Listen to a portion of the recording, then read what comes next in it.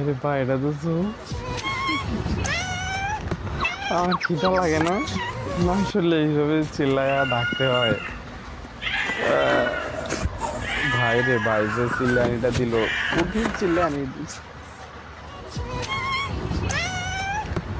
আমরা comment section করবো, comment আমাদের জন্য ভরপুর হয়ে আছে, ঠিক আছে? চলুন কমেন্ট সেকশন।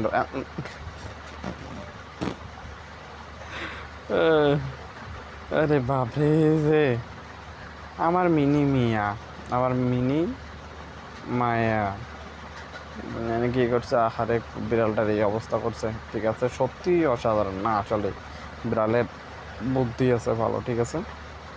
আমারটা প্রতিদিন রাতে যা করে।